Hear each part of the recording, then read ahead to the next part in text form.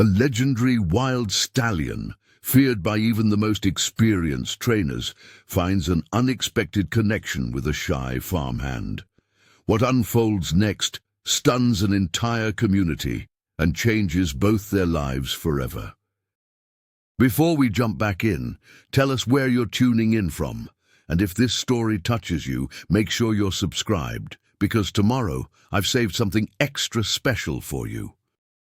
The crisp mountain air carried whispers of dawn across Pine Valley Ranch, painting the rugged Colorado peaks in soft amber hues. For most, it was a scene worthy of pause and admiration, but Marcus Cooper couldn't afford such luxuries. At 19, he walked the worn dirt path leading to the ranch's main gate, his threadbare jacket pulled tight against the morning chill, eyes fixed on the ground before him. Marcus's slight frame and quiet demeanor made him easy to overlook, something he'd grown accustomed to over the years. His unruly dark hair, slightly too long and often falling over his eyes, seemed to mirror his tendency to hide from the world. The worn boots he wore, passed down from his late uncle, carried the weight of responsibility far beyond his years. Life had dealt Marcus a challenging hand. 3 years ago, a devastating fire had claimed both his parents and their modest family farm, leaving him to live with his aging Aunt Sarah in a small cabin on the outskirts of Pine Valley. Despite her unwavering spirit and kind heart, mounting medical bills from her chronic illness had forced Marcus to seek work wherever he could find it. When word spread that Pine Valley Ranch was hiring, Sarah had practically pushed him out the door. "You've got your father's way with animals," she'd insisted that morning, helping him smooth down his only clean shirt. "Don't let anyone tell. You different. Sometimes the quietest souls understand creatures best." Her words echoed in his mind as he approached the imposing ranch gates, though they did little to calm his nerves. Pine Valley Ranch sprawled across hundreds of acres, its weather-worn buildings telling stories of generations past. The morning sun glinted off the metal roofs of various barns and stables, while horses grazed in the distance across emerald pastures. It was the largest ranch in the county, known for breeding some of the finest horses in Colorado. Rebecca Sterling, the ranch's seasoned foreman, spotted Marcus before he could even reach the main office. Her weathered face and calloused hands spoke of decades working with horses, while her sharp eyes missed nothing. "You must be Marcus," she called out, her boots crunching on the gravel as she approached. "Sarah's boy?" "Yes, ma'am," Marcus replied, forcing himself to meet her gaze. "I'm here about the stable hand position." Rebecca studied him for a long moment, her expression unreadable. "You look awful young," she observed, crossing her arms. "Ever worked with horses before?" "My father." Marcus started, then swallowed hard. "We had a small farm. I helped with the horses since I could walk." Something in Rebecca's expression softened slightly. She'd known Marcus's father, though she didn't mention it. Instead, she gestured for him to follow her toward the stables. "This isn't easy work," she warned as they walked. "We're short-staffed, and I need someone reliable. No room for mistakes here." The stable's interior was cool and dim, filled with the familiar sense of hay, leather, and horses. Marcus felt some of his tension ease as they walked past the stalls. This at least was familiar territory. The horses watched them pass, some nickering softly in greeting. "Most of our hands quit last month," Rebecca explained, her tone matter-of-fact. "Winter's coming, and it's our busiest season, training new horses, preparing for spring sales." She paused, turning to face Marcus directly. "Think you can handle it?" Before Marcus could respond, a commotion erupted from the far end of the stable. Shouts and the sound of splintering wood echoed through the building, followed by the thunderous impact of hooves against metal. Rebecca's expression darkened. "That'll be Thunder," she muttered, already striding toward the noise. "Come on, boy. Might as well see what you're getting into."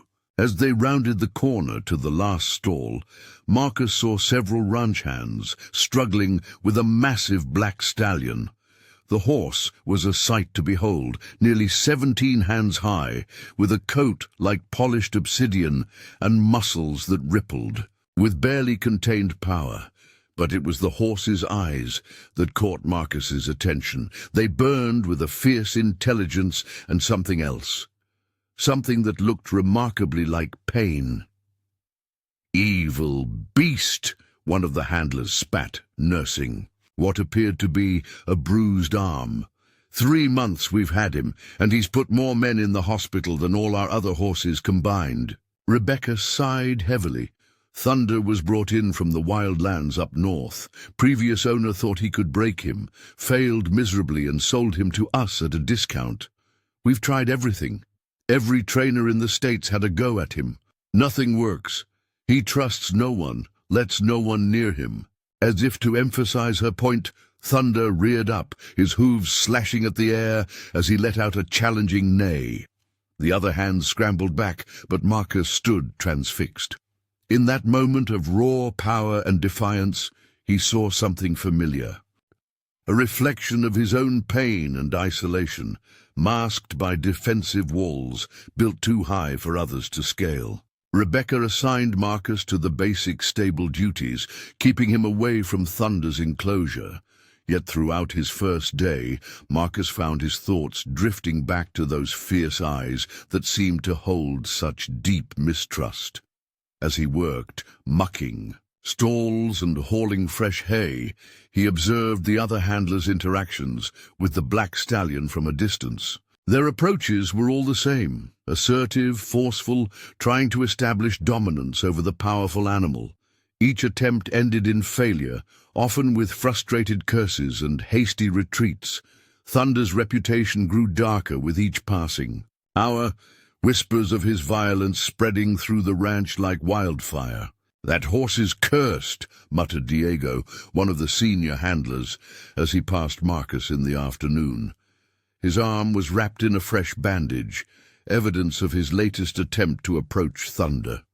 Should have been put down months ago. Nothing but trouble and medical bills. The words stirred something in Marcus's chest, a mixture of sadness and indignation. As the sun began to set and the other workers headed home, he lingered behind, drawn to Thunder's stall like a moth to flame. The massive horse stood in the corner, his black coat gleaming in the fading light, muscles tense as if expecting another confrontation. "Hey there," Marcus said softly, keeping his distance from the stall door. He settled onto a hay bale several feet away, making no attempt to get closer. "Rough day, huh? Seems like everyone's got you figured out. Or at least, they think they do." Thunder's ears flicked toward the sound of his voice, though the stallion maintained his defensive stance. Marcus continued speaking, his voice barely above a whisper, sharing random thoughts about his day, his Aunt Sarah, the beautiful mountain sunrise he'd witnessed that morning. "You know," he mused, "my aunt always says that sometimes the ones who push everyone away are the ones hurting the most." He paused, watching as Thunder shifted slightly, one ear still trained on his voice. "I get it, you know. After my parents. Well, sometimes it's easier to keep the world at a distance." A soft snort from Thunder was the only response, but Marcus noticed the stallion's muscles had relaxed slightly. He stayed there for another hour, just talking, never making any move to approach. When he finally stood to leave, Thunder watched him with those intense eyes, but the usual aggression seemed tempered by something else, curiosity perhaps. The next few days fell into a pattern. Marcus would complete his assigned tasks efficiently, earning grudging approval from Rebecca for his dedication. But it was the quiet evenings that he looked forward to most, those moments when the ranch grew still, and he could sit near Thunder's stall, just talking. One evening, about a week into his employment, Marcus brought an apple with him. Instead of trying to offer it to Thunder, he simply took a bite himself, continuing his usual quiet monologue about his day. Then, without ceremony, he placed the remaining half on the ground near the stall and retreated to his usual spot. Thunder's nostrils flared at the scent, but he made no move toward the offering for several long minutes. Finally, with deliberate caution, the massive stallion approached, sniffed the apple, and delicately took it in his teeth. Marcus smiled but stayed where he was, making no attempt to capitalize on the moment. "Your choice," he said softly. "Everything's always your choice." Word of Marcus's evening visits began to spread among the ranch hands. Most dismissed it as the naive actions of a newcomer who hadn't yet learned his lesson. Others watched with a mixture of curiosity and skepticism. "Boy's gonna get himself killed," Diego warned Rebecca one morning, gesturing toward Marcus as he worked nearby. "That devil horse is just waiting for the right moment." Rebecca's weathered face remained impassive, but her eyes followed Marcus with growing interest. She'd noticed subtle changes in Thunder's behavior. The stallion seemed less agitated during feeding times, and his violent outbursts had decreased, if only slightly. "Leave him be," she finally said, surprising Diego. "Sometimes the worst thing we can do is interfere with what we don't understand." As another week passed, Marcus began to notice small changes in Thunder's demeanor during their evening talks. The stallion would often move closer to the stall door, though still maintaining a cautious distance. His ears would remain forward, focused on Marcus's voice, and his eyes had lost some of their wild fury. Preparing and narrating this story took us a lot of time, so if you are enjoying it, subscribe to our channel. It means a lot to us. Now, back to the story. One particularly cold evening, Marcus arrived at the stable to find Thunder, pacing restlessly, obviously agitated. Earlier that day, one of the newer hands had attempted to force a bridle on him, resulting in another violent confrontation. Instead of sitting in his usual spot, Marcus stretched out on the stable floor, his back against the opposite wall, and began humming softly, an old lullaby his mother used to sing. To his surprise, Thunder's pacing slowly ceased. The great black stallion stood still, his ears pricked forward, listening. For the first time since Marcus had started his evening visits, Thunder moved to the front of his stall and lowered his head, as if seeking something he couldn't quite understand. The following morning brought an unexpected challenge that would test the fragile connection forming between Marcus and Thunder. David Sterling, Rebecca's nephew and one of the most experienced trainers in the county, arrived at Pine Valley Ranch. His reputation preceded him, known for breaking the most difficult horses through whatever means necessary. David's arrival created a stir among the ranch hands. Tall and imposing, with cold grey eyes and a swagger that spoke of absolute confidence, he commanded attention the moment he stepped onto the property. Rebecca greeted him with a tight smile, her usual stern demeanor showing hints of concern. "Heard you got an untamable one," David announced, not bothering with pleasantries.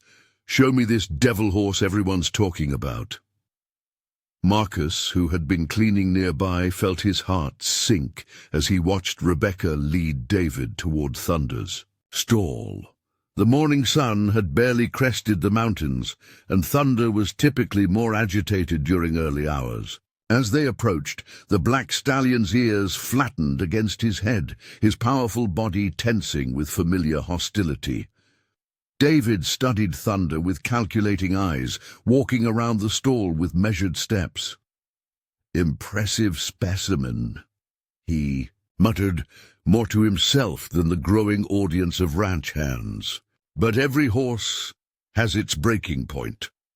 Thunder's reaction to David's presence was immediate and violent. The stallion lunged at the stall door, teeth bared, eyes blazing with a fury Marcus hadn't seen in weeks. David didn't flinch, instead, smiling coldly at the display of aggression. "Classic dominance behavior," David declared, turning to Rebecca. "I've dealt with worse. Give me 2 weeks with him, and I'll have him saddle-broken compliant." Marcus couldn't contain himself any longer. "He's not violent by nature," he spoke up, surprising himself and everyone else. "He's just afraid." David turned slowly, fixing Marcus with a dismissive stare. "And you are?" "Marcus Cooper, sir. I'm new here, but I've been spending time with Thunder and—" "Thunder," David interrupted with a harsh laugh. "You've named it. This isn't a pet boy. It's a wild animal that needs to learn its place." Rebecca stepped forward, her expression guarded. "Marcus has shown some progress with the horse," she said carefully. "He's been able to get closer than anyone else." David's eyebrows rose slightly, a mixture of amusement and skepticism crossing his features. "Is that so?" He gestured toward Thunder's stall. "Show me." Marcus felt every eye on him as he moved toward the stall. Thunder was still agitated, his powerful frame radiating tension, but when Marcus began speaking in his usual quiet tone, something shifted. The stallion's ears swiveled forward, his aggressive stance softening almost imperceptibly. "Easy there, buddy," Marcus murmured, keeping his voice steady despite his racing heart. "Nothing's changed. You're still in control." To everyone's amazement, Thunder's violent displays ceased. Though he remained wary, the horse moved closer to where Marcus stood, his nostrils flaring as he caught the familiar scent. David watched this interaction with narrowed eyes. "Interesting party trick," he said finally, his tone cold, but gentle. "Words won't turn a wild horse into a working animal. Rebecca, I'll start with him tomorrow morning. I'll need my usual equipment brought in, specially reinforced ties, my training saddle, and the spurs." Marcus felt his stomach turn at the mention of spurs. "Please," he said, turning to Rebecca, "give me a chance to work with him first. There's a better way." "A better way?" David's voice dripped with condescension. "Boy, I've been training horses since before you were born. This isn't about making friends. It's about establishing dominance and control." Rebecca remained silent for a long moment, her eyes moving between Marcus, Thunder, and her nephew. Finally she spoke, her voice carrying the weight of authority. "David, you're one of the best trainers I know, but I've seen something in these past weeks. Something different." She turned to Marcus, her expression stern but not unkind. "You have 1 week. Show us this better way of yours. If you can't make real progress by then, David takes over. Understood?" Marcus nodded, his throat tight with both gratitude and apprehension. David snorted in derision, but didn't argue. Instead, striding away with a parting shot, "Don't waste too much time coddling it, Rebecca. Wild animals only understand one language: force." As the crowd dispersed, Marcus remained by Thunder's stall, his hand resting lightly on the wooden door. The stallion had moved closer, close enough that Marcus could feel the warmth of his breath. For the first time, he truly understood the magnitude of what lay ahead. He had 7 days to prove that trust could accomplish what force could not. "We'll show them," he whispered to Thunder, who watched him with those intelligent eyes. "Together, we'll show them there's another way." The stallion nickered softly in response, as if sealing a pact between them. Dawn broke over Pine Valley, ranch the next morning, painting the sky in shades of lavender and gold. Marcus had arrived earlier than usual, his mind focused on the immense challenge ahead. 7 days to prove that patience and understanding could succeed where force had failed. The pressure weighed heavily on his shoulders as he approached Thunder's stall. David Sterling stood watching from the fence line, his arms crossed and expression skeptical. Other ranch hands gathered nearby, some placing quiet bets on how long Marcus would last before giving up or getting hurt. Rebecca maintained her distance, but kept a watchful eye on the proceedings. "Remember, David," called out, his voice cutting through the morning air, "when that horse puts you in the hospital, don't say I didn't warn you." Marcus ignored the comment, focusing instead on Thunder. The black stallion seemed to sense the tension in the air, his powerful frame radiating nervous energy. Rather than approaching directly, Marcus sat down on a nearby hay bale and pulled out his Aunt Sarah's old leather-bound journal. "Brought something different today," he said softly, opening the worn pages. "My aunt kept detailed notes about every horse she ever worked with. She always said understanding comes before trust." Thunder's ears pricked forward at the sound of his voice, a response that didn't go unnoticed by the watching crowd.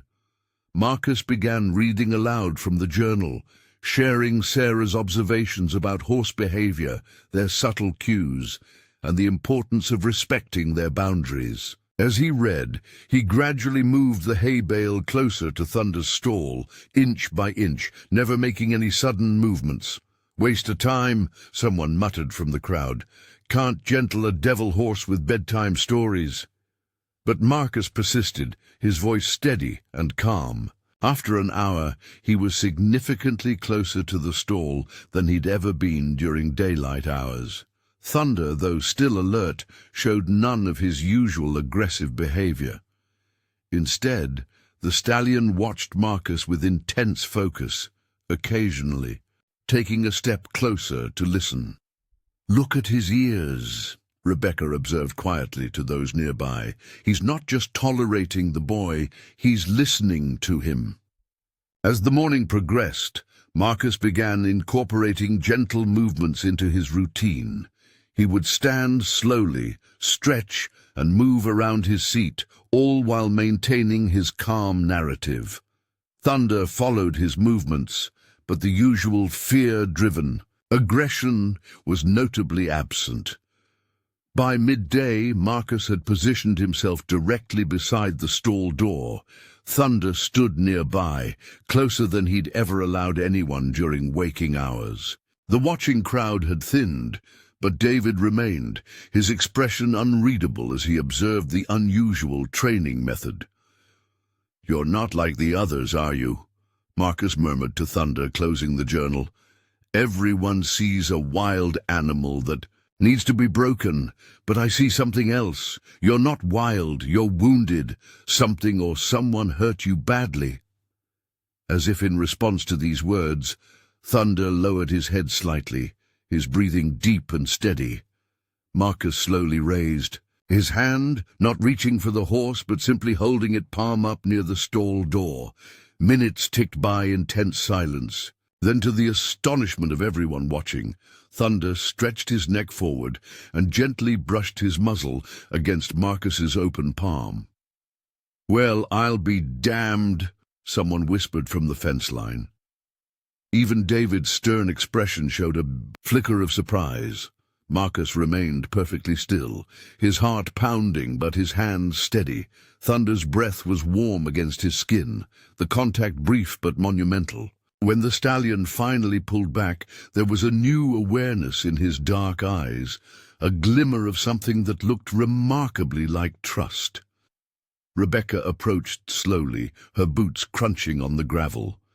"I've never seen anything like it," she admitted, genuine amazement in her voice. "How did you know this would work?" Marcus lowered his hand, still feeling the ghost of Thunder's touch. "I didn't," he replied honestly. "I just knew what wouldn't work. You can't force trust. You can only earn it." David pushed off from The fence, his face clouding over. "One touch doesn't mean you've tamed it," he said sharply. "Let's see you put a halter on him. Or better yet, try mounting him. Then we'll see how far trust gets you." "That's not how this works," Marcus responded, his voice firmer than usual. "Thunder decides when he's ready. Push too hard too fast and we'll lose everything we've gained." As if to emphasize Marcus's point, Thunder moved closer to him again, this time lowering his head to Marcus's shoulder level, not touching, but close enough to show a clear choice had been made. The message was unmistakable. Trust was being offered, but on the horse's terms. Rebecca nodded slowly, a small smile playing at the corners of her mouth. "Well, David," she said, "looks like we might be witnessing something new here. Sometimes the old ways aren't always the best ways." Marcus spent the rest of the afternoon simply being present with Thunder, reading more from the journal, talking softly, and allowing the stallion to approach him at will. With each passing hour, the distance between them grew smaller, while the distance to David's harsh methods grew insurmountably large. The following days brought subtle but significant changes to Pine Valley Ranch. Word of Marcus's progress with Thunder spread quickly through the local farming community, drawing curious onlookers who would gather at the fence line, watching in wonder as the young man worked with the infamous stallion. Each day brought new milestones, small victories that spoke volumes about the power of patience over force. David Sterling remained a constant presence, his skepticism evident in every cutting remark and dismissive gesture. Yet even he couldn't deny the transformation taking place before his eyes. Thunder, once known only for his violent outbursts, now displayed a different side of his nature, at least when Marcus was nearby. On the fourth morning of his week-long trial, Marcus arrived to find Rebecca waiting for him by Thunder's stall. Her weathered face carried an unusual expression of concern. "We need to talk," she said, gesturing for him to follow her to the office. Inside, she closed the door and turned to face him. "The ranch owner's coming tomorrow," she announced without preamble. "Mr. Harrison wants to see this miracle horse whisperer everyone's talking about." Marcus felt his stomach tighten. "Mr. Harrison? I thought he was in Europe." "He was. Cut his trip short when he heard about Thunder's progress." Rebecca leaned against her desk, studying Marcus carefully. "Listen, boy, James Harrison didn't build the largest ranch in Colorado by being sentimental. He'll want to see results, real results, not just a horse that lets you stand near him." The implications were clear. Despite the progress they'd made, Thunder still hadn't accepted any traditional training equipment. No halter, no lead rope, nothing that might remind him of his previous traumas. "How long do I have?" Marcus asked, his voice steady despite his racing heart. "He'll be here at noon tomorrow. That gives you today and tomorrow morning to show some concrete progress." She paused, then added more gently, "I believe in what you're doing, Marcus. But Harrison, he'll need more than gentle words and patience." Marcus nodded, his mind already racing with possibilities. Outside the office window, he could see Thunder in his paddock, his black coat gleaming in the morning sun. The stallion moved with a new grace now, the constant tension in his muscles having eased over the past few days. Returning to the paddock, Marcus found David waiting for him, a leather halter hanging from his hand. "Time's running out, boy," he said, holding out the equipment. "Either you start showing real progress or I step in. Your choice." Marcus took the halter, feeling its weight in his hands. It was well made, soft leather that would be gentle on a horse's face under normal circumstances. But for Thunder, it represented everything he feared and fought against.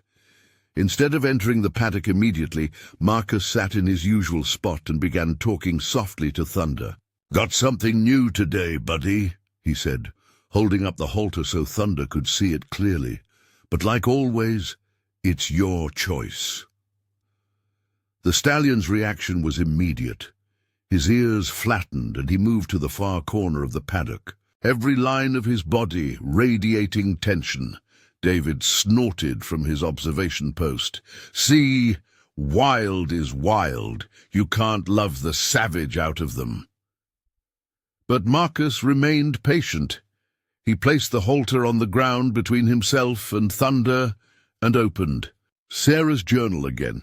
For the next hour, he simply read aloud, letting Thunder grow accustomed to the sight of the halter lying harmlessly in the dirt. Gradually, Thunder's curiosity began to overcome his fear. The stallion would take a few steps forward, then retreat, each time coming a bit closer to investigate the strange object. Marcus continued reading, his voice providing a constant, soothing presence.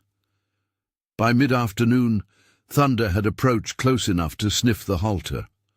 Marcus remained still, letting the horse explore at his own pace. When Thunder nudged the leather with his nose, Marcus felt hope surge through him. "That's it, buddy," he murmured. "Nothing to fear here. Just another step forward whenever you're ready." The breakthrough came as the sun began to set.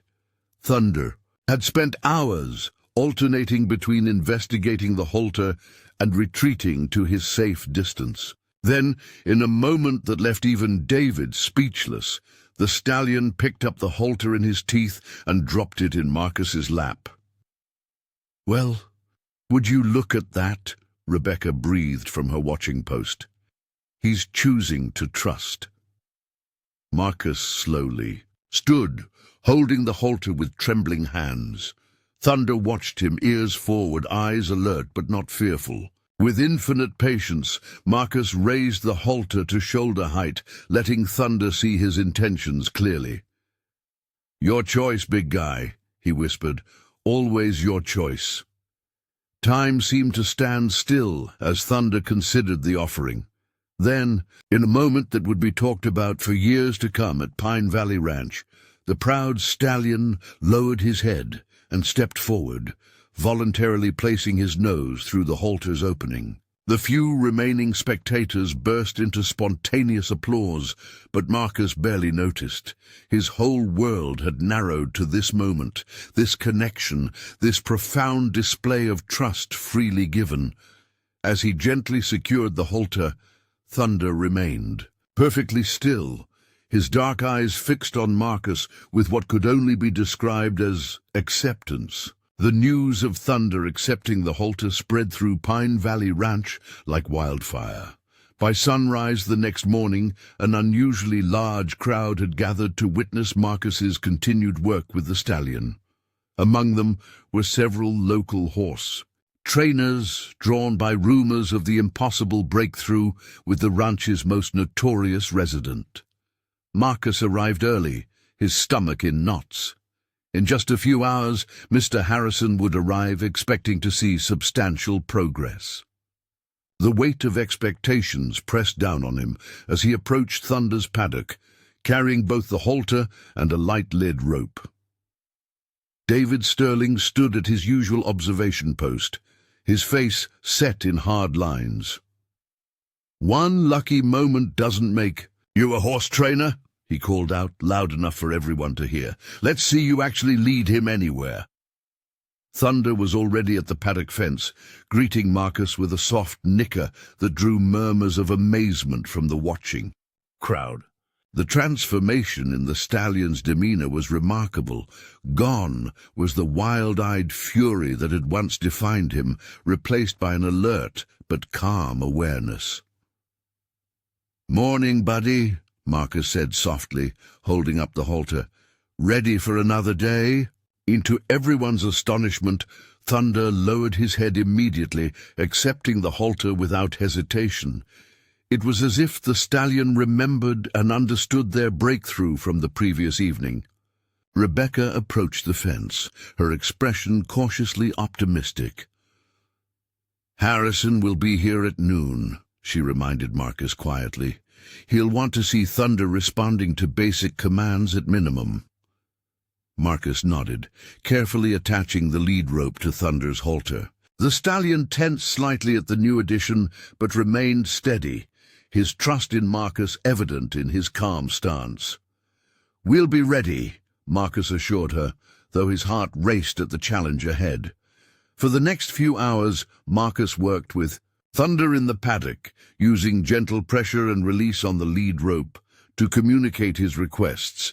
He kept his movements slow and deliberate, always giving Thunder time to process and respond voluntarily. "Come on, buddy," he murmured, applying the slightest pressure to the rope, just a few steps forward. Thunder considered the request, then moved smoothly in the requested direction. Each successful response earned quiet praise and a gentle pat on the neck. The watching crowd grew as the morning progressed. Word had spread beyond the ranch, drawing curious onlookers from neighboring properties. Among them was Marcus's Aunt Sarah, who had insisted on being present despite her failing health. She sat in a chair by the fence, her eyes bright with pride, as she watched her nephew work. "That boy," she remarked to those nearby, "he's got his father's gift. Sees into their souls, he does." As the morning wore on, Thunder's responses became more confident. He would walk beside Marcus, stop when asked, and change direction with minimal guidance. The lead rope remained loose between them, suggesting a partnership rather than control. David watched the proceedings with increasingly troubled eyes. His reputation as the area's premier horse trainer was built on very different methods, and Thunder's willing cooperation with Marcus's gentle approach challenged everything he stood for. Just before noon, a sleek black car pulled into the ranch driveway. James Harrison, owner of Pine Valley Ranch, stepped out, a tall, imposing figure in an expensive suit that seemed out of place in the dusty ranch setting. His sharp eyes took in the gathered crowd before fixing on Thunder and Marcus in the paddock. "So," he said, his voice carrying across the sudden silence, "this is the miracle worker I've been hearing about." Rebecca quickly made introductions, but Harrison seemed more interested in Thunder. "That's the same horse?" he asked incredulously, watching as the stallion followed Marcus's subtle cues. "The one that put 3 of my best handlers in the hospital." "The very same," Rebecca confirmed. "Marcus has been working with him for just over a week." Harrison's eyebrows rose. "A week? And he's already halter broke." He turned to David. "Your usual methods take months and often end with injured handlers or ruined horses."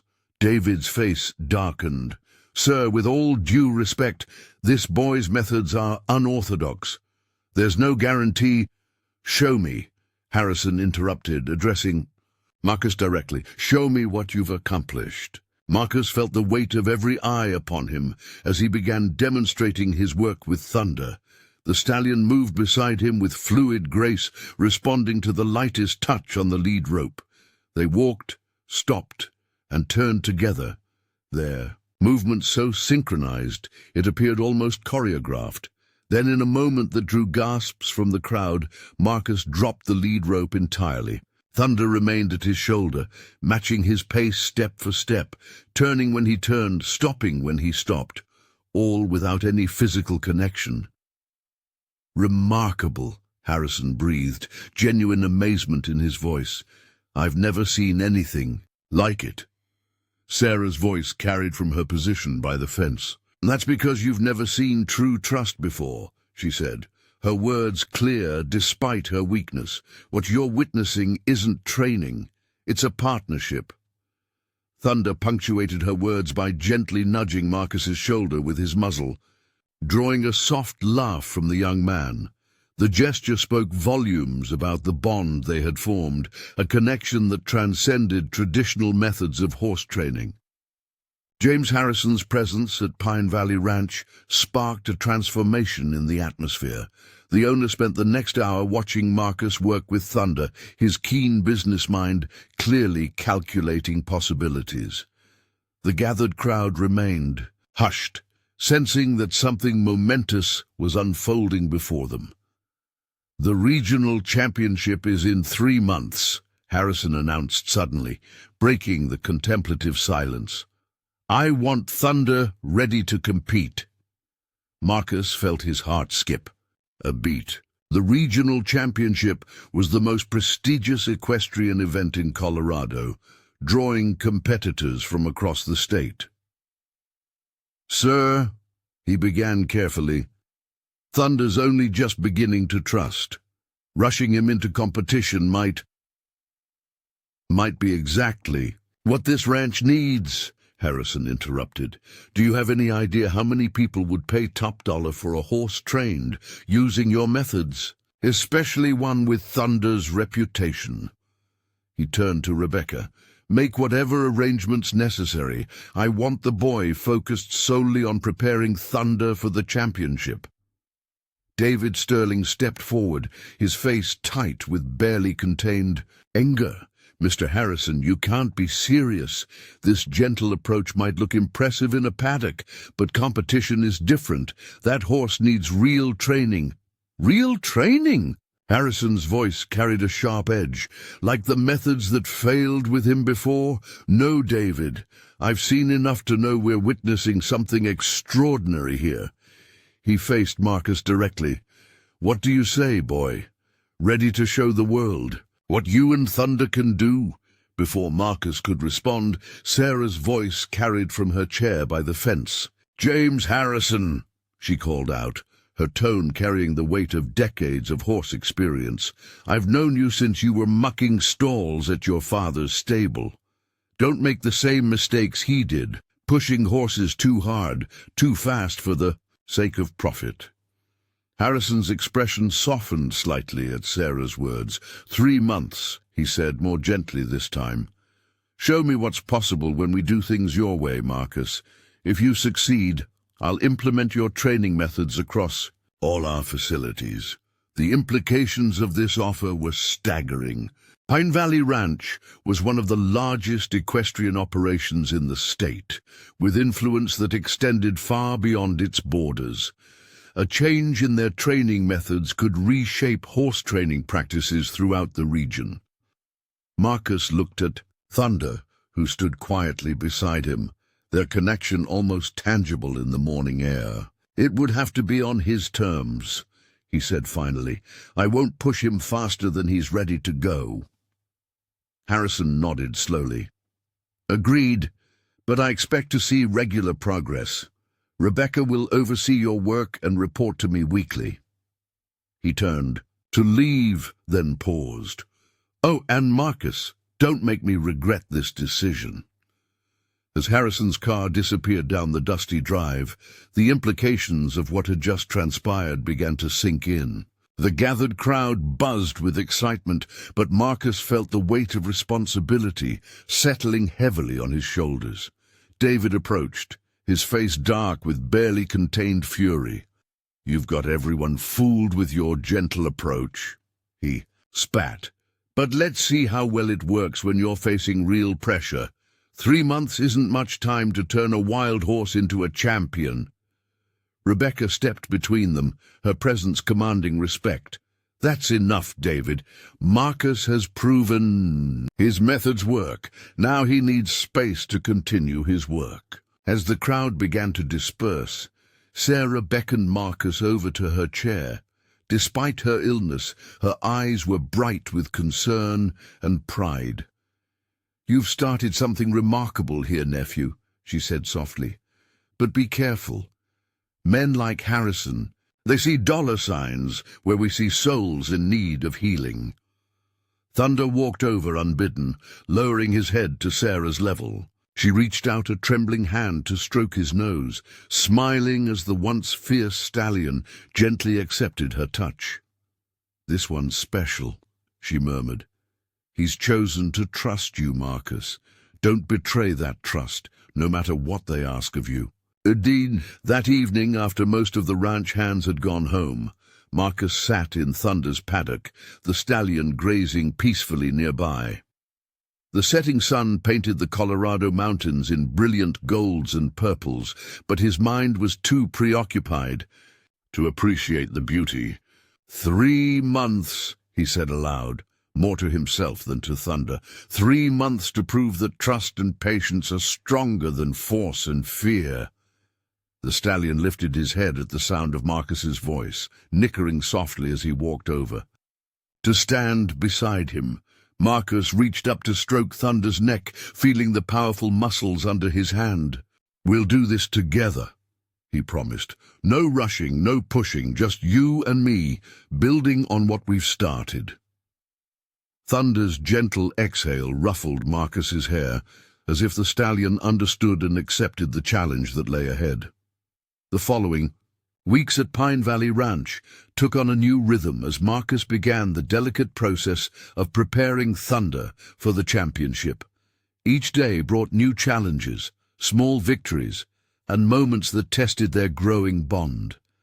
The pressure to progress faster was constant, but Marcus remained steadfast in his gentle approach. Early morning fog still clung to the valley when Marcus arrived at the stable one day, carrying something that would mark their next major hurdle, a lightweight training saddle.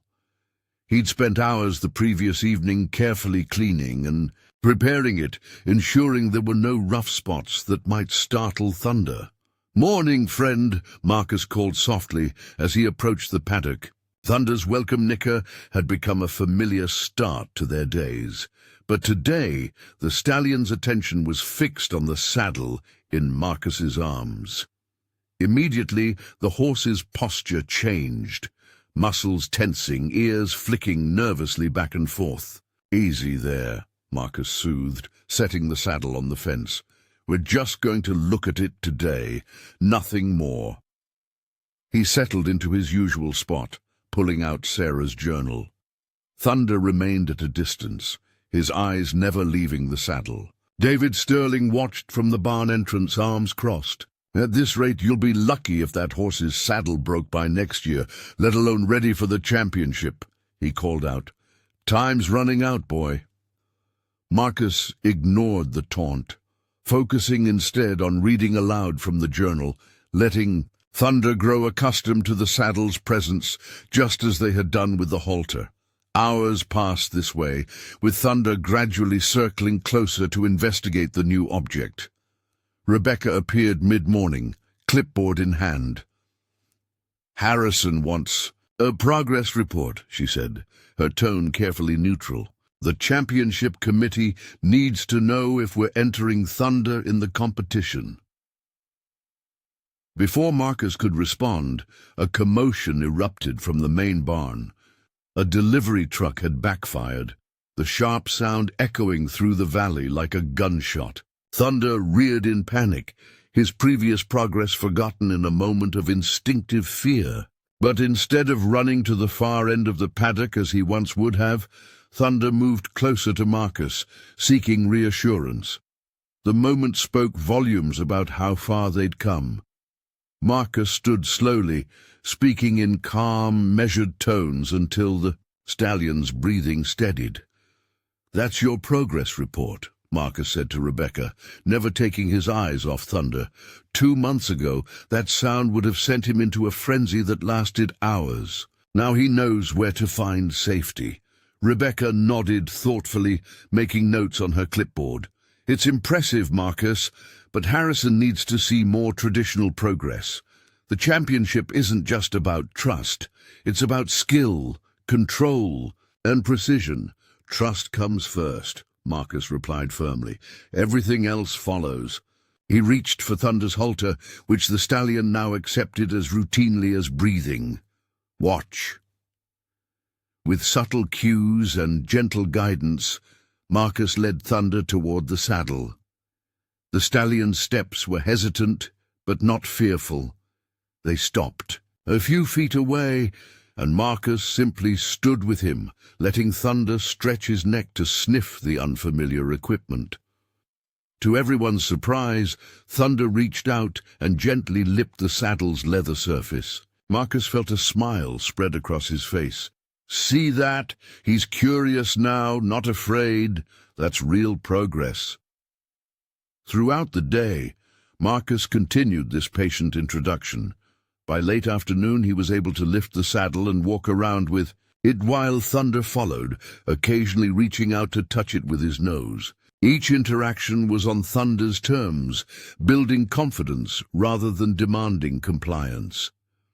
As the sun began to set, casting long shadows across the paddock, Sarah arrived for her daily visit. She watched from her chair as Marcus demonstrated their progress, her experienced eyes catching subtle details others might miss. Notice how he's not just tolerating the saddle, she commented to Rebecca. He's choosing to investigate it. That's the difference between submission and partnership. David, who had been watching silently for hours, finally spoke up. Partnership won't win ribbons, he said sharply. That horse needs to learn to submit to a rider's will. Sarah's response was immediate and firm. That's where you're wrong, David. The best performances come from horses who want to work with their riders, not ones who are forced to submit. Marcus ended the day's session by hanging the saddle on the paddock fence, letting Thunder know it would be part of their regular routine now. The stallion stood beside him, head lowered in relaxation, showing none of the morning's tension. Good boy, Marcus murmured, stroking Thunder's neck. Small steps, remember. We'll get there together. The horse's soft exhale seemed to carry agreement, a shared understanding that their journey would unfold at its own pace, regardless of external pressures. The morning air carried a hint of autumn as Marcus approached Thunder's paddock 6 weeks before the championship. Their progress had been steady but measured, each day building upon the foundation of trust they'd established. The saddle now rested comfortably on Thunder's back, accepted as part of their daily routine. Today, however, marked a crucial milestone, their first attempt at riding. Marcus had spent countless nights preparing for this moment, studying Sarah's journal entries about first rides and consulting with Rebecca about the safest approach. Remember, Rebecca cautioned as she helped him prepare. No matter how much progress you've made, he's never carried a rider before. Everything changes once you're on his back. David Sterling arrived early, positioning himself by the fence with an air of skeptical anticipation. Other ranch hands gathered as well, word having spread that today might be the day. The atmosphere crackled with tension.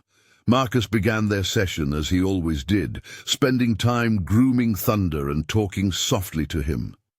The stallion's coat gleamed in the morning light, his powerful muscles relaxed under Marcus's touch. When Marcus brought out the saddle, Thunder lowered his head automatically, accepting the familiar weight without hesitation. "That's it, buddy," Marcus murmured, carefully tightening the girth. "Just like we've practiced." He led Thunder to the round pen, which Rebecca had prepared with soft, freshly raked sand. The enclosed space would provide safety without feeling restrictive. Sarah watched from her usual spot, her face betraying both pride and concern. "Trust your instincts," she called out, "and trust his. He'll let you know when he's ready." Marcus worked Thunder in the round pen first, letting him move freely with the saddle.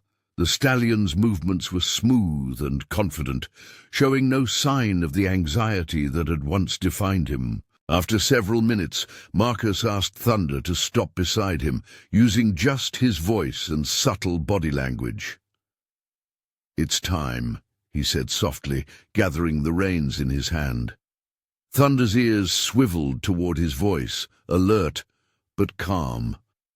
With slow, deliberate movements, Marcus placed his foot in the stirrup, putting slight pressure on it while keeping both hands on the saddle. Thunder tensed slightly, but held his position. Marcus froze, waiting until he felt the stallion relax again. "That's it," he soothed. "Nothing to fear here." David's voice cut through the tension. Stop babying him and get on. You're running out of time before the championship." Marcus ignored him, maintaining his focus solely on Thunder. He applied slightly more weight to the stirrup, then removed it, repeating this process until Thunder seemed completely comfortable with the pressure. The breakthrough came unexpectedly. As Marcus prepared for another practice mount, Thunder turned his head and gently nudged Marcus's shoulder, as if giving permission. The gesture was so deliberate, so trusting, that several observers gasped. "Now," Sarah said softly. "He's ready now." With fluid movement, Marcus swung himself onto Thunder's back, settling gently into the saddle. The stallion remained perfectly still, his only reaction a slight twitch of his ears. The gathered crowd held their breath, waiting for the explosion of movement that usually accompanied a wild horse's first riding attempt. But Thunder simply stood there, head turned slightly to keep Marcus in his peripheral vision, accepting this new development with remarkable calm. Marcus kept his seat loose and relaxed, one hand resting lightly on Thunder's neck. "Unbelievable," Rebecca breathed. "I've never seen anything like it." Slowly, Marcus asked Thunder to walk forward, using the same gentle cues they'd established from the ground. The stallion's first steps were hesitant but steady, gradually becoming more confident as he adjusted to carrying a rider.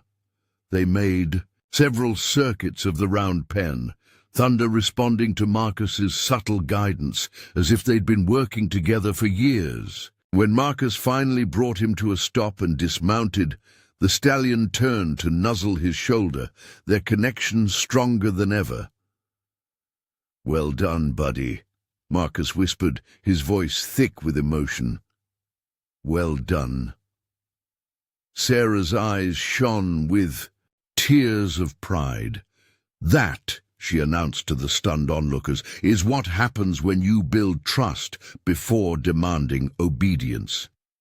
Even David seemed momentarily lost for words, though his expression remained skeptical. "One quiet ride doesn't make him competition ready," he finally muttered. "You've still got a long way to go." Rebecca, however, was already making notes on her clipboard.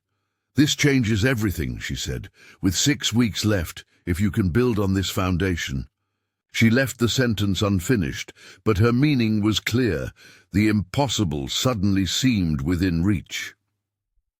As the crowd dispersed, Marcus stayed with Thunder, removing the saddle and taking time to groom him thoroughly. The stallion remained close, occasionally pressing his nose against Marcus's chest in a gesture that had become their private form of communication. "We did it, friend," Marcus murmured, running his hands along Thunder's powerful neck. "But David's right about one thing. We've still got a long journey ahead. You up for it?" Thunder's soft nicker seemed to carry all the answer he needed. The weeks leading up to the championship flew by in a blur of intense training sessions and small victories. Thunder's progress under saddle exceeded everyone's expectations, but Marcus knew they were racing against time. With just 2 weeks remaining before the competition, pressure mounted from all sides. James Harrison had begun making regular appearances. At the ranch, his presence a constant reminder of the stakes involved. One crisp morning, he arrived just as Marcus was working with Thunder on their routine for the championship's precision riding event. "Show me what you've got," Harrison called out, taking his place beside Rebecca at the fence. David Sterling stood nearby, his expression unreadable as he watched Thunder and Marcus move through their paces. Marcus guided Thunder through a series of complex maneuvers, walking, trotting, and finally cantering in precise patterns. The stallion's movements were fluid and graceful, responding to Marcus's lightest touch with remarkable sensitivity. Their connection was evident in every stride, every transition. "Impressive," Harrison admitted, though his tone remained businesslike. But competition is different. There'll be crowds, noise, other horses. How do you know he won't revert to his old ways under pressure? It was a valid concern, one that had kept Marcus awake many nights. Thunder had come so far, but the championship would test their bond in ways they hadn't yet experienced. As if sensing his rider's thoughts, Thunder shifted beneath him, pressing into Marcus's leg in a gesture of reassurance. "We need to test him," David spoke up suddenly. "Real test, not just these controlled sessions." He turned to Harrison. "Let me set up a trial run, simulate competition conditions. If he can handle that, maybe he has a chance." Harrison considered the suggestion, then nodded. "Do it. Next week, full dress rehearsal. I want to see exactly what we're sending into that arena." Marcus felt his stomach tighten, but he knew they couldn't refuse. They needed to know how Thunder would react under pressure. "We'll be ready," he said, trying to project more confidence than he felt. Sarah, who had been watching quietly from her usual spot, spoke up. "Don't forget what got you this far, nephew. Trust goes both ways. He believes in you as much as you believe in him." The next few days were filled with intensive preparation.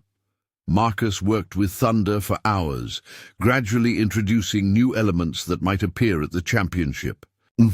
Fluttering flags, unexpected movements, the sound of applause. Through it all, their bond seemed to strengthen rather than fray. Then came the morning of David's test. The ranch had been transformed, with makeshift stands erected around the main arena, filled with ranch hands and local spectators. Colorful banners flapped in the breeze, and someone had set up speakers to play the sort of music and announcements they'd hear at the championship. Marcus found Thunder unusually agitated when he arrived at the stable.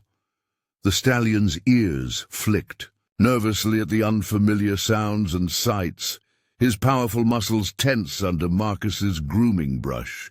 "It's just another day," Marcus soothed, taking extra time with their preparation routine. "We've got this, buddy, together."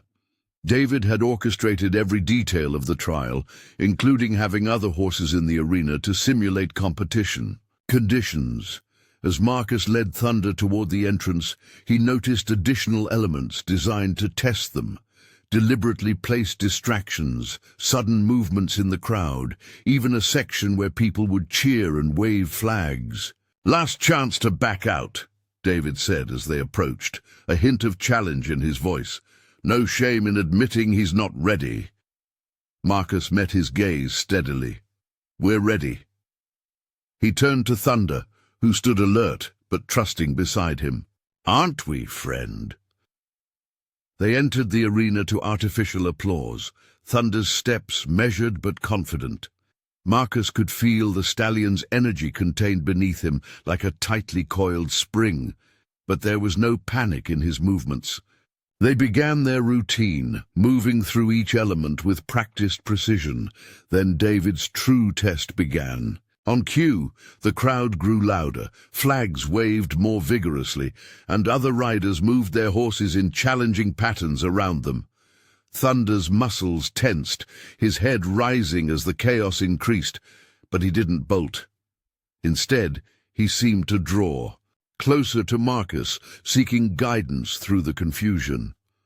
"That's it," Marcus murmured, keeping his seat relaxed and his hands steady. "Focus on me, just like always." Their partnership shone through each challenge. When a flag snapped particularly loudly, Thunder merely flicked an ear. When another horse came too close, he adjusted his path without breaking stride. Every potential crisis became a moment of triumph, their trust proving stronger than their trials. As they completed their final movement, the genuine applause that erupted from the crowd carried a note of awe. Even David stood silent, his planned disruptions having served only to showcase the depth of their connection. the night before the championship arrived, with an electric tension in the air. Marcus stayed late at the stable, meticulously preparing their equipment for the next day. Thunder watched him from his stall, occasionally nickering softly, as if offering encouragement. Rebecca found him there, polishing the saddle for what must have been the 10th time. "You should get some rest," she said, leaning against the stall. "Adao, tomorrow's going to be a long day." "I know," Marcus replied, running the cloth over the leather one more time. "I just want everything to be perfect." "It's not about perfection," a weak voice called from the stable entrance. Sarah stood there, looking frailer than ever, but determined to be present. Marcus rushed to help her to a nearby chair, concern etched on his face. "Aunt Sarah, you should be resting." The doctor said. "The doctor doesn't know everything," she interrupted, waving away his concern. "I wouldn't miss this for the world." She reached out to pat Thunder's nose as the stallion stretched his neck toward her. "Besides, someone needs to remind you what's really important tomorrow." Harrison had arrived earlier that day, bringing with him a team of professional grooms and trainers. They'd attempted to take over Thunder's preparation, but the stallion had made it clear he would accept handling only from Marcus. "Let the boy do it his way," Harrison had finally conceded, though his expression showed concern about tomorrow's stakes. "But remember, Marcus, this isn't just about you and Thunder anymore. The ranch's reputation is on the line." Now, in the quiet of the evening stable, Sarah's voice cut through Marcus's swirling thoughts. "You know what they're all forgetting?" she asked, watching Thunder with knowing eyes. "They're forgetting that this horse has already won his greatest victory." Marcus paused in his work. "What do you mean?" "He learned to trust again," Sarah said simply. "Everything else is just decoration." She coughed slightly, and Marcus noticed how the evening chill made her shiver. "Now help me back to the house, and then get some sleep yourself. Thunder needs you rested and focused tomorrow." The drive to the championship grounds the next morning was tense. Thunder traveled well in the trailer, but Marcus could feel the stallion's energy building as they approached the venue. The Colorado Event Center was already bustling with activity. Horses and riders warming up, spectators filling the stands, vendors setting up their stalls. David Sterling was waiting when they arrived, his own championship contender already, tacked and ready. "Last chance to withdraw gracefully," he said, though his tone carried less bite than usual. "That arena's going to be a lot different from our little dress rehearsal." Marcus led Thunder from the trailer, the stallion's ears pricked forward with interest rather than fear at the new surroundings. "We'll be fine," Marcus replied, surprised by the calm certainty in his voice. As if to confirm his words, Thunder lowered his head to bump Marcus's shoulder gently, their private gesture of connection. The warm-up arena was chaos incarnate. Horses circled at various gates, riders called out warnings as they passed, and the air thrummed with pre-competition energy. Marcus found a quiet corner to begin their preparation, taking time to let Thunder acclimate to the environment. Rebecca appeared with their competitor number, 247, and helped attach it to Thunder's bridle. "You're in the third group," she informed them. "That gives you about an hour to warm up." As they worked through their warm-up routine, Marcus became aware of the whispers and pointing from other competitors. Word had spread about the once-wild stallion and his unusual training journey. Some watched with skepticism, others with genuine interest. "Is it true?" a young rider asked as she passed. "Was he really uncontrollable just a few months ago?" Before Marcus could respond, a commotion erupted near the arena entrance. A horse had spooked at a flapping banner, spinning and bucking wildly.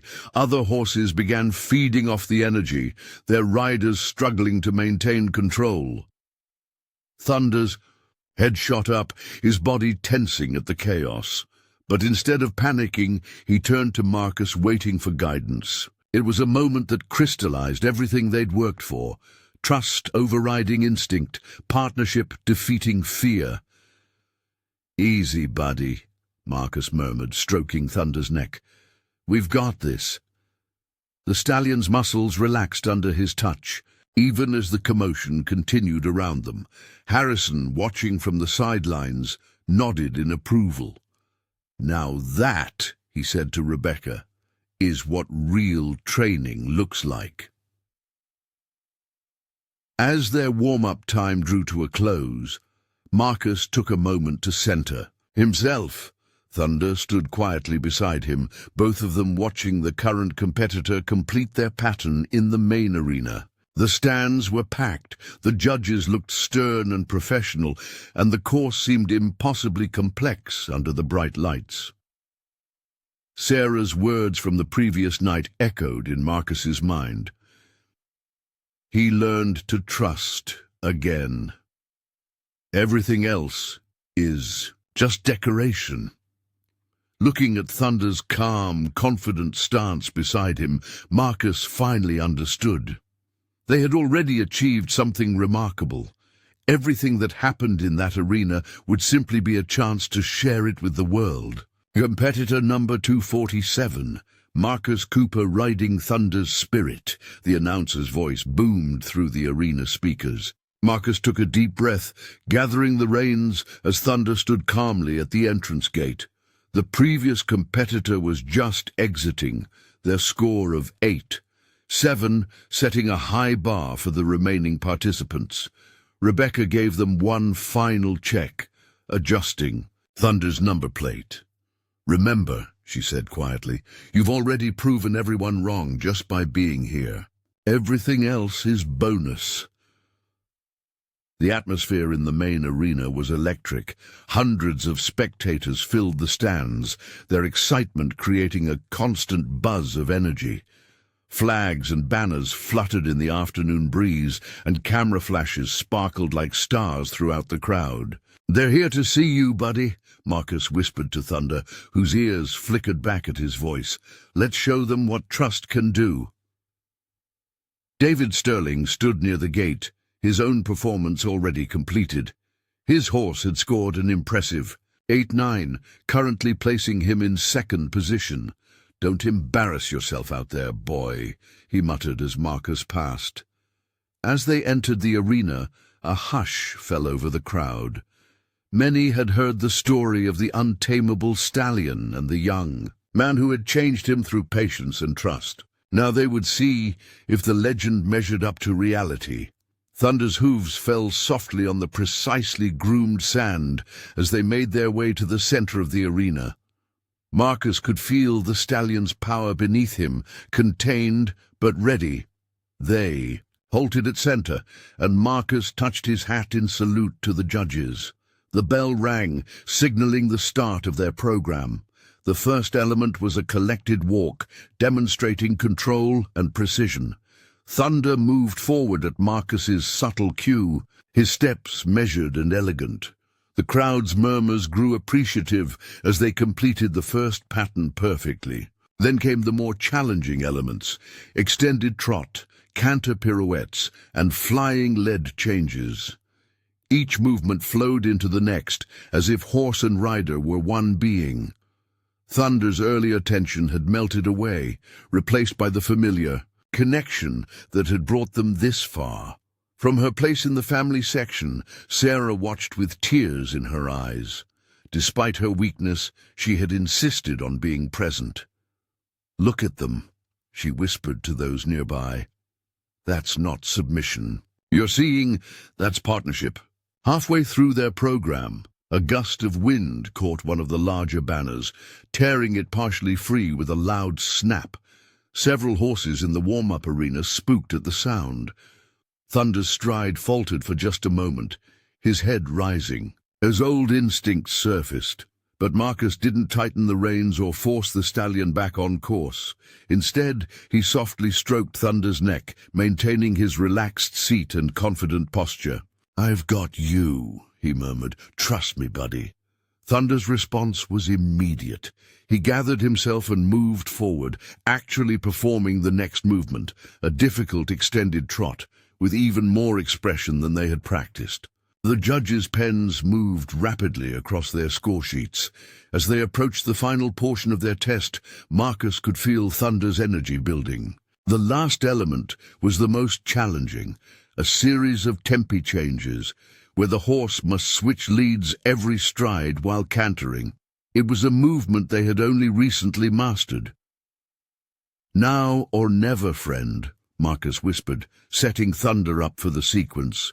The stallion's ears pricked forward, and Marcus could feel him gather his power. They began the movement, Thunder switching leads perfectly with each stride, his balance and timing impeccable. The crowd's silence broke into spontaneous applause. As they completed the final change, even the judges looked impressed, their usual stoic expressions softening into appreciation. Marcus brought Thunder back to walk, then to a halt at center arena. The stallion stood perfectly square, his coat gleaming with sweat, but his eye bright with confidence. As Marcus gave his final salute to the judges, the arena erupted in cheers. They left the arena to a standing ovation, Thunder's stride still powerful and proud. Rebecca met them at the gate, her usual professional demeanor cracking into a broad smile. "That was—" she started, then shook her head, seemingly at a loss for words. Harrison approached quickly, his businesslike expression unable to hide. His excitement. "Extraordinary," he said simply. "Simply extraordinary." David Sterling stood slightly apart from the group, his face unreadable as they waited for the scores. The electronic board flickered as the judges' marks were entered. The crowd grew quiet in anticipation. When the final score flashed on the screen, 9-2, the explosion of cheers was deafening. It was not only the highest score of the day, but one of the highest scores ever recorded at the championship. Marcus leaned forward to hug Thunder's neck overcome with emotion. "We did it, buddy," he whispered into the stallion's dark mane. "We really did it."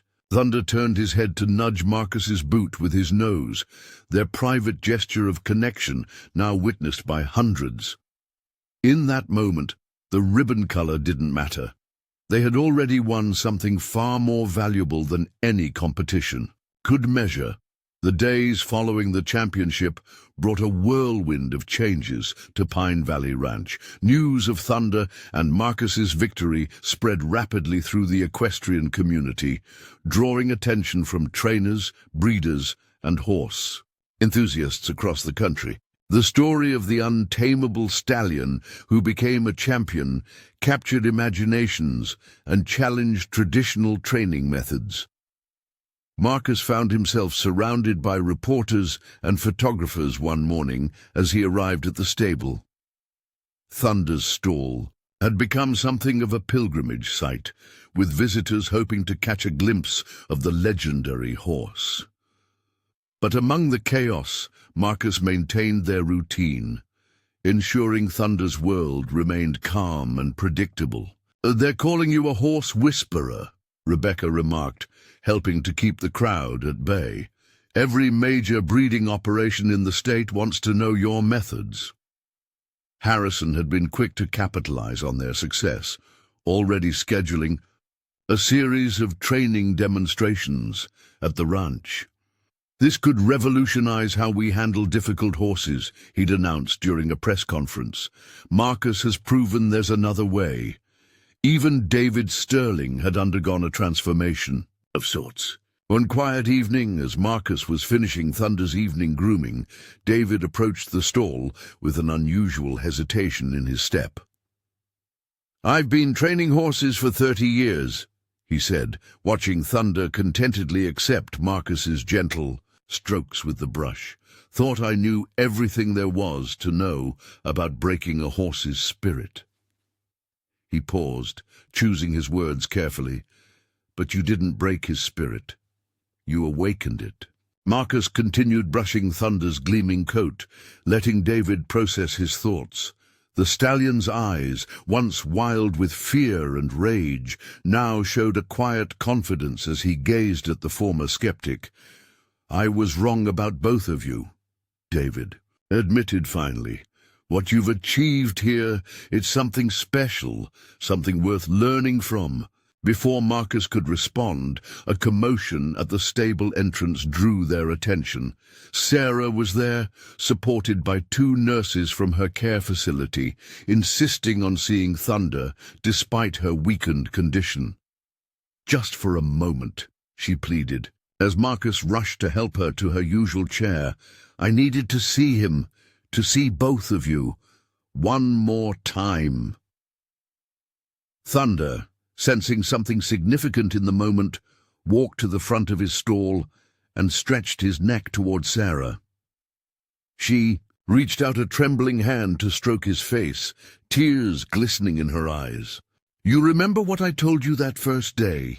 She asked Marcus, her voice barely above a whisper. About your father's gift with horses? You've surpassed him, nephew. You've shown the world that trust and patience can overcome any barrier. Harrison arrived just then, carrying a thick envelope. Perfect timing, he said, taking in the gathered group. I have something important to discuss with all of you. He pulled out a contract, holding it up for everyone to see.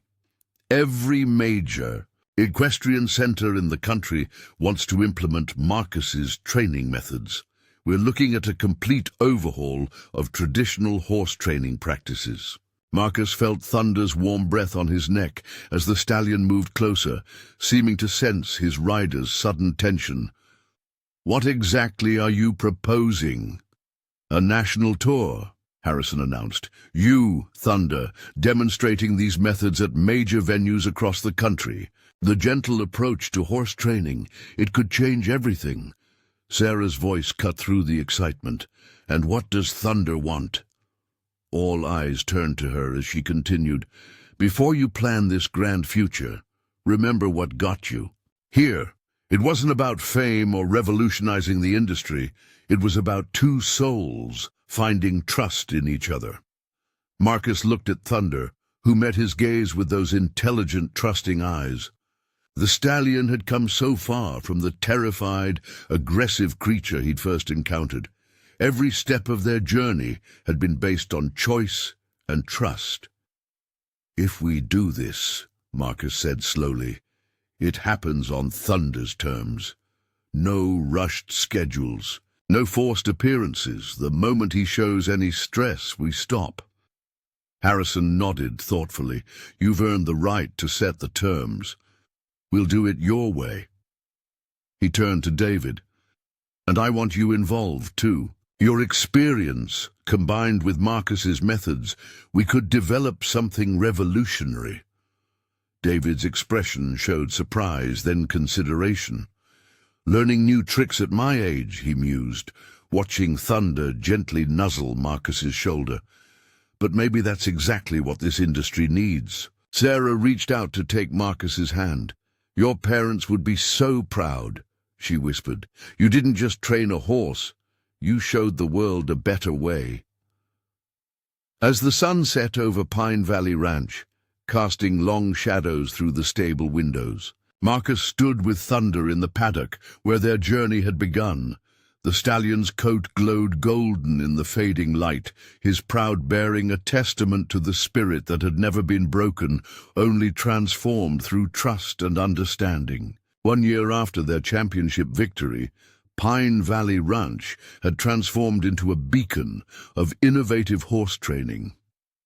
The once quiet facility now hosted regular clinics and demonstrations, drawing people from across the globe eager to learn about the Thunder method, as it had come to be known. But at its heart, The ranch remained true to its foundations of trust and patience.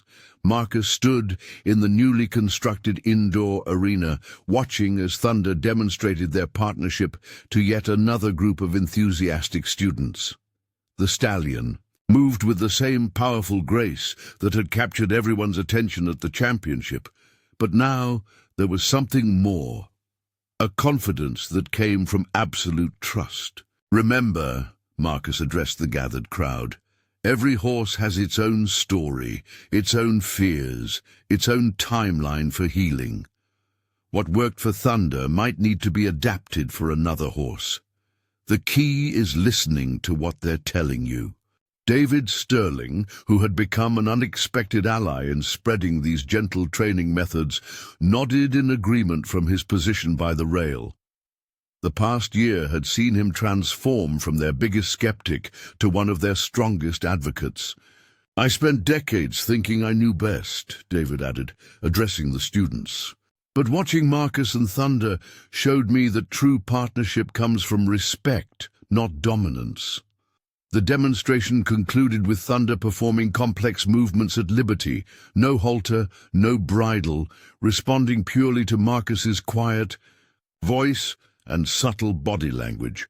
The crowd erupted in applause, but Marcus's attention was focused solely on Thunder, ensuring the stallion remained comfortable with the attention. Later that afternoon, as they walked together across the familiar paddocks, Rebecca approached with news that would test their partnership in an unexpected way. "Harrison just called," she said, her expression serious. "The National Equestrian Federation wants Thunder as their flagship example of reformed training methods. They're offering a substantial contract, demonstrations at every major venue in the country, media appearances, the works." Marcus felt Thunder shift closer to him, the stallion's presence steady and grounding.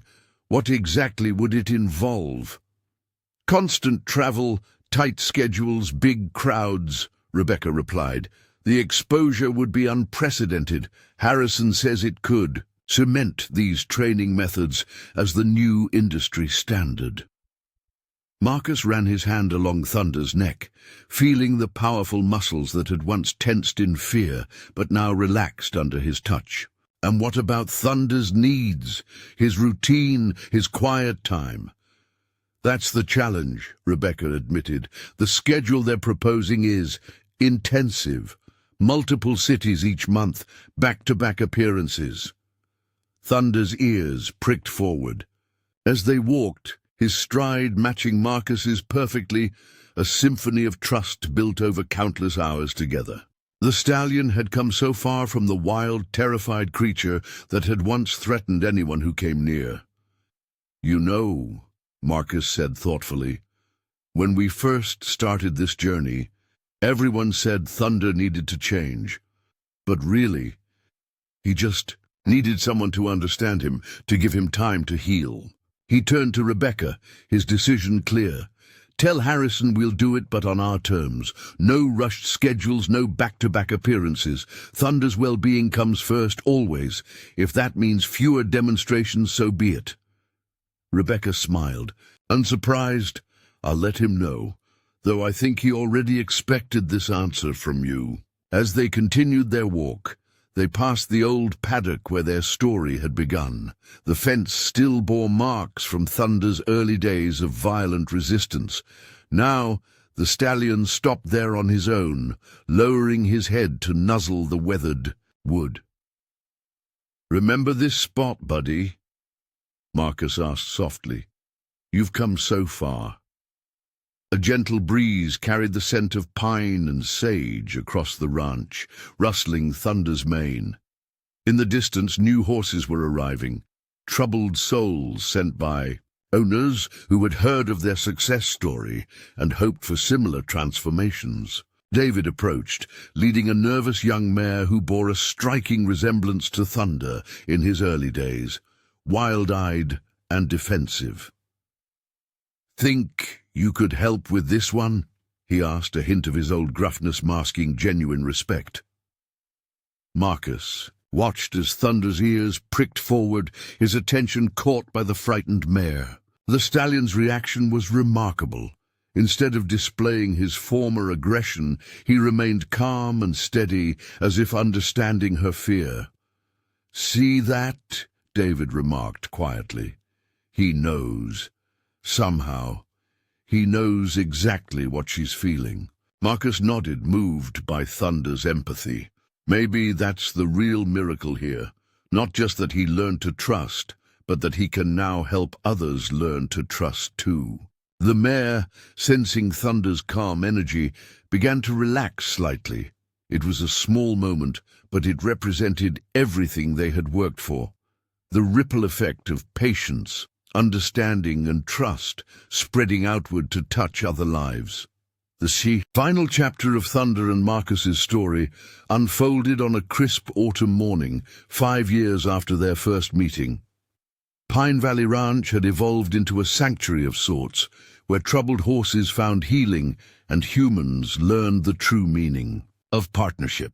The once feared black stallion had become a symbol of transformation, his journey inspiring changes throughout the equestrian world. Sarah's old chair still sat by Thunder's paddock, though she had passed away peacefully 2 years prior. Her last words to Marcus had been about Thunder. "You two didn't just change each other. You changed the world's view of what's possible when trust replaces fear." Marcus stood now in that same paddock, watching Thunder interact with a group of young horses. The stallion had taken on an unexpected role as a mentor of sorts, his calm presence helping to settle newly arrived horses that reminded him so much of his former self. "It never gets old, does it?" Rebecca asked, joining Marcus at the fence. Her hair had more grey now, but her eyes still carried the same sharp intelligence. Watching him with the new arrivals, it's like he knows exactly what they need. Thunder's reputation had spread far beyond their initial victory at the championship. While they still did demonstrations and clinics, their most important work happened right here at Pine Valley. The ranch had become a center for rehabilitation, where traditional training methods had been completely replaced by what they now called trust-based horsemanship. David Sterling, who had once been their biggest critic, now ran many of the training programs alongside Marcus. He approached them now, leading a striking young colt who bore an uncanny resemblance to Thunder in his wild days. "Remember when you first saw Thunder?" David asked, a smile playing at his lips.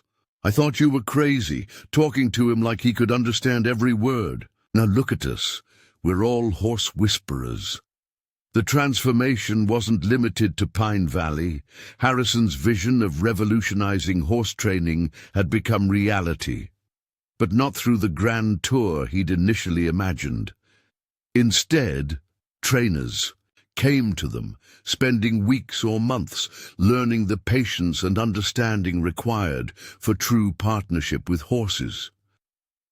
"Got something to show you," Rebecca said, pulling out a magazine from her jacket.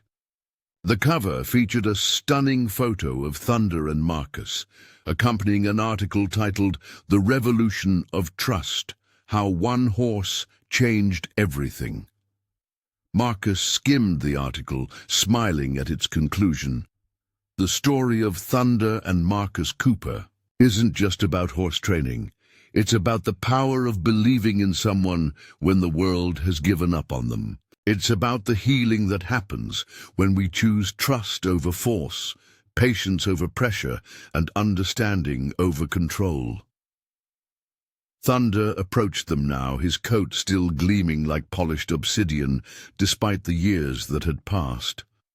The fire in his eyes had never dimmed, but it had transformed from desperate fear to confident strength. He gently nudged Marcus's shoulder, their private gesture that had remained constant through all the changes. "You know," Marcus said, scratching Thunder's favorite spot behind his ears, "everyone thinks you're the miracle, but the real miracle was how you taught us all to see differently. Every problem horse that comes through those gates isn't really a problem at all. They're just waiting for someone to understand their language." As if to emphasize his point, Thunder turned to the young colt David was holding, approaching with gentle authority.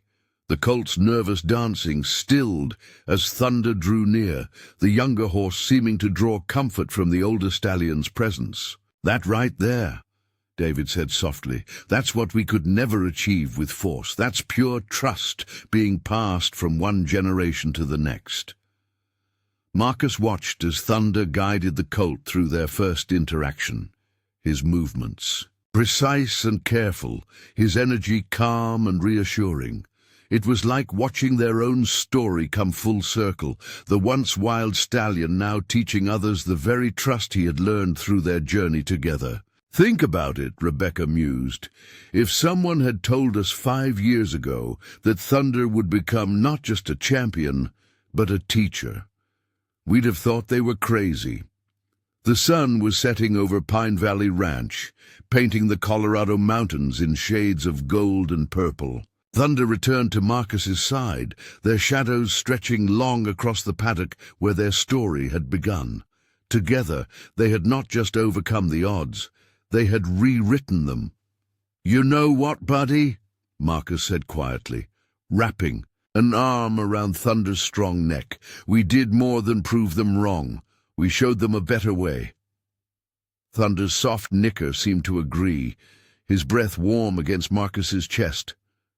"And we're just getting started." The legend of Thunder and Marcus would be told for generations at Pine Valley Ranch, not just as a story of triumph, but as a testament to the transformative power of trust. In the end, it wasn't about taming a wild spirit. It was about showing the world that sometimes the gentlest touch creates the strongest bonds. Up next, you've got 2 more standout stories right on your screen. If this one hit the mark, you won't want to pass these up. Just click and check them out. And don't forget to subscribe and turn on the notification bell so you don't miss any upload from us.